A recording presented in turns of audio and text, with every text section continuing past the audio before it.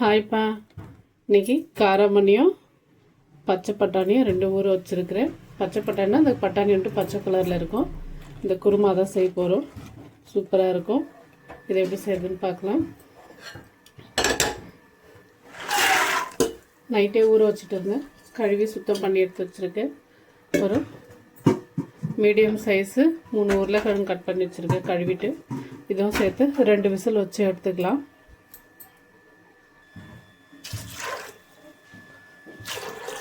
2 tumbler தண்ணி வச்சுருக்கிறேன். இப்போ விசில் போட்டுக்கலாம். நம்ம எப்போவுமே குக்கரில் போடும்போது குக்கர் மூடி போடும்போது இந்த லப்பர் கரெக்டாக இருக்கான்னு ஒரு முறை செக் பண்ணிக்கணும்.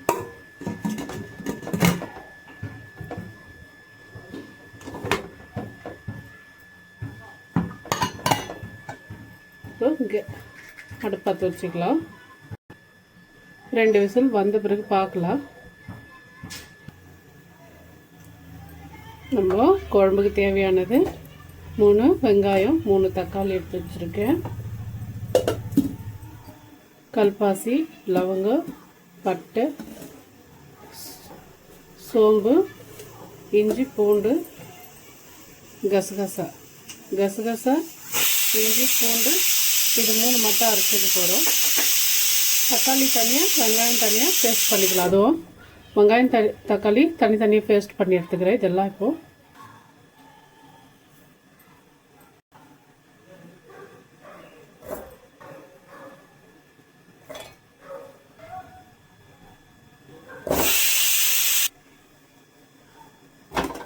எல்லாம் தனியாக அரைக்கலாம்னு நினச்சேன். வேணான்ட்டு எல்லாமே ஒன்றாவே போட்டு அரைச்சி எடுத்துக்கலாம். இப்போ இது கிரைண்ட் பண்ணிக்கிறேன் நான்.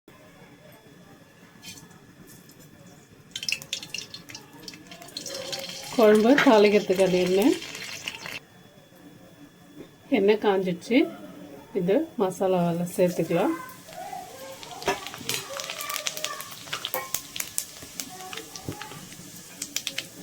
பேஸ்ட் ஆயிடுச்சு. இதுவும் சேர்த்துக்கலாம். இதோட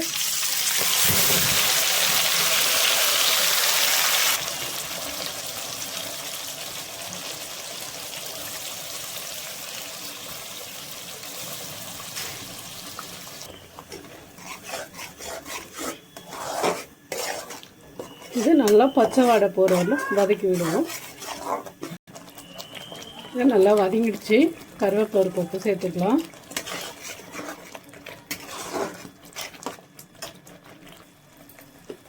மசாலா நல்லா வதங்கியாச்சு. இந்த டைமில் குழம்பு மிளகாத்தூள் 2 டீஸ்பூன் நான் சேர்த்துக்கிட்டேன். உங்கள் காரத்துக்கு எப்படி அந்த மாதிரி நீங்கள் பார்த்து போட்டுக்கலாம். இந்த மாதிரி பச்சை மசாலா அரைச்சி செய்யும்போது இது ஒரு மாதிரி தனி டேஸ்ட் நல்லாயிருக்கும். இதுவும் நம்ம வதக்கி அரைச்சி செய்கிற மசாலா அது வேறு மாதிரி டேஸ்ட்டு, அதுவும் நல்லாயிருக்கும். உங்களுக்கு எப்படி விருப்பம் அப்படி செஞ்சுக்கலாம். கேஸ் ஃபுல்லாக ஆன் வைக்கிறேன். ஸ்லோவாக இருந்தது. இது ஒரு 2 நிமிஷம் இந்த மசாலா நல்லா வதக்கி விடுவோம். இந்த மிளகாத்தூள் வாடை போகணும். அதுக்கு உப்பு, சால்ட் உப்பு நான் குழம்புக்கு தேவையானதை சேர்த்துக்கிட்டேன்.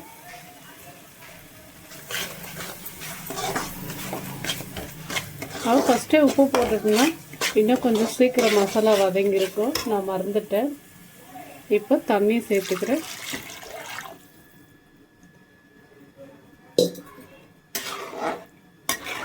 இவ்வளோதான்ப்பா. இது நல்லா கொதிச்சதும் நம்ம வேக வச்ச பட்டாணி, காராமணி, உருளைக்கிழங்கு விசிலில் குக்கரில் போட்டு வச்சுருக்கேன். அது விசில் அரைச்சான்னு எடுத்து பார்க்கலாம். இதுக்கு தட்டை போட்டு மூடிட்டு இது கொதிச்ச பிறகு பார்க்கலாம்.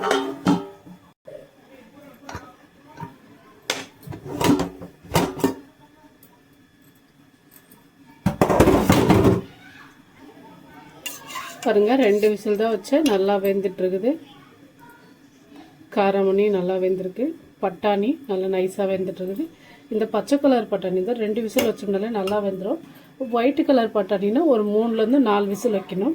அதனால தான் நான் இதுக்கு 2 விசில் வச்சு. இப்போ இது உருளைக்கிழங்குலாம் தோல் உரித்து எடுத்துக்கலாம். தண்ணி வடிகட்டிட்டு உருளைக்கிழங்கெல்லாம் தோல் உரிச்சாச்சு. அப்படியே போட்டு சூடாக இருக்குது. இந்த மாதிரி கரண்டியில் அப்படி விட்டால் கட் ஆகிடும். நல்லா நைஸாக வெந்திருக்கிறதுனால இப்போ இது குழம்பு கொதிச்சதுமே அந்த குழம்புல எடுத்து இது போட்டுருவேன். பட்டாணியோட போட்டு நசுக்கி போடணுன்ட்டு ஒன்றும் இல்லை, தனியாகவும் நசுக்கிருக்கலாம். சூடாக இருக்கிறதுனால கையில் இப்போ இது புழிய முடியாது, அதுக்கு தான் நான் குக்கர்லேயே போட்டேன்.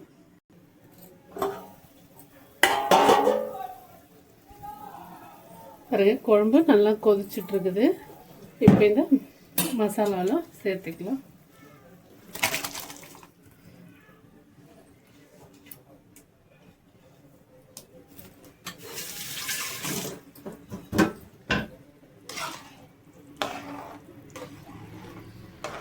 இதுக்கு தேவைன்னா நம்ம தேங்காய் கூட அரைச்சி ஊற்றலாம், ஆனால் இதுக்கு அவசியம் இல்லை தேங்காய் ஊற்றணுன்ட்டு. ஏன்னா வெங்காயம் தக்காளி நல்லா நைஸாக பேஸ்ட்டாக அரைச்சி போட்டதுனால இதுவே குழம்பு திக்காக தான் இருக்கும்.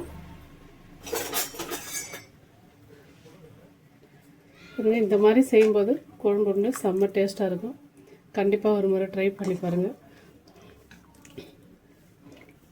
2 இட்லி சாப்பிட்ற பசங்க கூட கண்டிப்பாக நான் 5 இட்லி 6 இட்லி சாப்பிட்றேன்னு சாப்பிடுவாங்க. அந்தளவுக்கு டேஸ்ட்டாக இருக்கும். பார்க்க சொல்லவே தெரியும் எப்படி கலர்ஃபுல்லாக செம்மையாக இருக்குதுன்னு. நீங்களும் ஃப்ரெண்ட்ஸ் இந்த மாதிரி ஒரு முறை ட்ரை பண்ணி பாருங்கள். அதுக்குள்ளே நான் அடுத்த பக்கம் இட்லி ரெடி பண்ணணும். அது மூடி போட்டு வச்சு நல்லா ஒரு கொதிச்ச பிறகு பார்க்கலாம். அது பாருங்க இட்லி மாவு நல்லா நைட்டு தான் அரைச்சி வச்சது. குளிர்ன்றதுனால ஃப்ரிட்ஜில் எல்லாம் வைக்கல, வெளியே இருந்தது. இப்போ இதை ஒரு பாத்திரத்துக்கு மாற்றிக்கிறேன். நான் நல்லா இட்லி புஸ்ஸுன்னு வரும். இது இட்லி மாவுக்கு 2 கப்பு பச்சரிசி, 2 கப்பு புழுங்கலரிசி, 1 கப்பு அவல், ஒரு டீஸ்பூன் வெந்தயம், அதே மாதிரி 1 கப்பு உளுந்த பருப்பு, குண்டு குண்டாக இருக்குமே அந்த பருப்பு போட்டிருக்கேன். அவல் மட்டும் லாஸ்ட்டாக நம்ம அரைச்சிட்டு வரதுக்கு அரைக்கிறதுக்கு ஒரு அரை மணி நேரம் முன்னாடி அவல் கழுவி இட்லி மாவோடு போட்டாலே போதும். நம்ம அந்த மாதிரி செய்யும்போது இட்லி வந்து நல்லா சாஃப்டாக வரும். சால்ட் உப்பு இது உங்களுக்கு இட்லி சோடா வந்துட்டு வேணும்னா போட்டுக்கலாம், வேணும்னா விட்டுடலாம், ஆப்ஷனல் தான் அது. இப்போ தண்ணி ஊற்றி கொஞ்சமாக அதை கரைச்சிக்கணும்.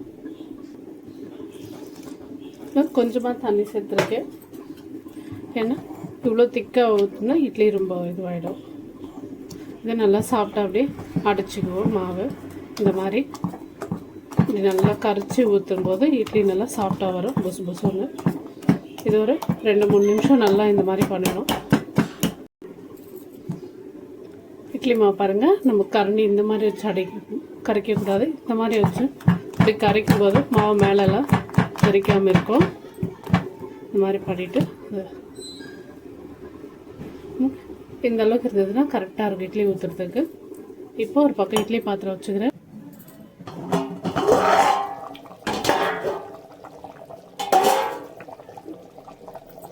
பாருங்கள் குழம்பு நல்லா கொதிச்சிச்சு, நல்லா எண்ணெய் பிரிஞ்சு வந்திருக்கு. நான் இப்போ வந்துட்டு ஆஃப் பண்ணிக்க போகிறேன். ஆஃப் பண்ணிவிட்டு கொஞ்சம் கொத்தமல்லி இருந்தால் போட்டுக்கலாம், போட்டால் நல்லாயிருக்கும் டேஸ்ட்டு. பாருங்கள் சூப்பராக குழம்பு நல்லா திக்காகவும் இருக்குது, எனக்கு ஒன்றும் தண்ணியாகவும் இல்லை. ஏன்னா இந்த வெங்காயம் தக்காளி அரைச்சி ஊற்றுறதுனால சிலருக்கு இந்த மாதிரி பச்சையாக அரைச்சி ஊற்றுறது வந்து பிடிக்காது. அதனால் ஒரு முறை இந்த மாதிரி செஞ்சு பாருங்கள் ஃப்ரெண்ட்ஸ், கண்டிப்பாக நல்லாயிருக்கும். வீடியோ பிடிச்சிருந்ததுன்னா சப்ஸ்கிரைப் பண்ணிக்கோங்க. சப்ஸ்கிரைப் பண்ண அனைத்து உள்ளங்களுக்கும் நன்றி, அனைத்து வியூவர்ஸ்க்கும் நன்றி.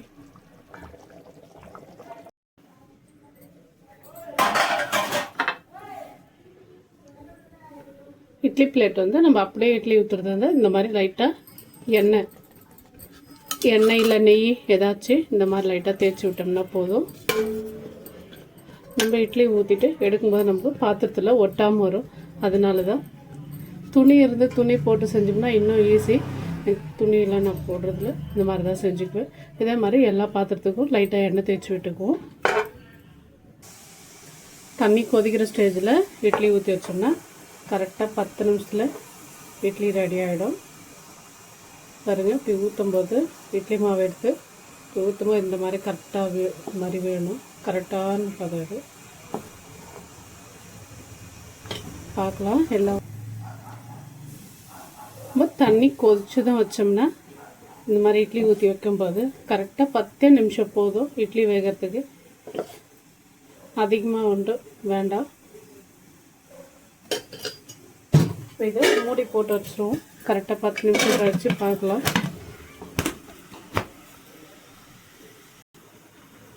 இட்லி ஊற்றி வச்சு 10 நிமிஷம் ஆயிடுச்சு. நான் இப்போ கேஸ் ஆஃப் பண்ணிக்கிறேன். ஆஃப் பண்ணிவிட்டு திறந்து பார்ப்போம். ஒரு துணி பிடிச்சிக்கிட்டு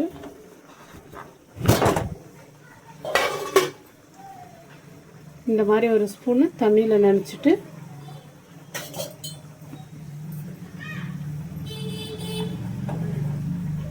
பாருங்க, இட்லி கொஞ்சம் கூட ஓட்டல. திரும்ப இன்னொன்று கூட வேணா குத்தி பார்க்கலாம்.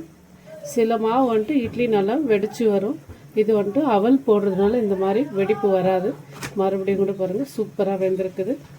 ஓகே ஃப்ரெண்ட்ஸ், எங்கள் வீட்டு இட்லியும் பட்டாணி குருமாவும் பிடிச்சிருந்தா ஒரு சப்ஸ்கிரைப் பண்ணுங்க. பாருங்க, இட்லி இந்த மாதிரி ஸ்பூன் வச்சு லைட்டாக எடுத்தோம்னாலே அது வந்துடும். பாருங்க, இவ்வளோ அழகாக வந்துடுச்சு. ஒரு இட்லி கூட ஒட்டாமல் கொஞ்சம் கூட.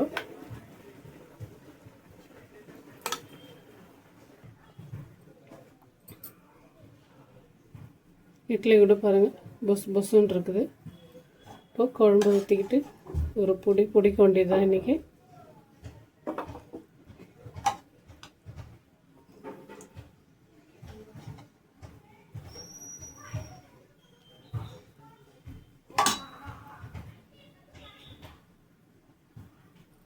பார்த்தீங்களா இவ்வளோ சாஃப்டாக இருக்குது.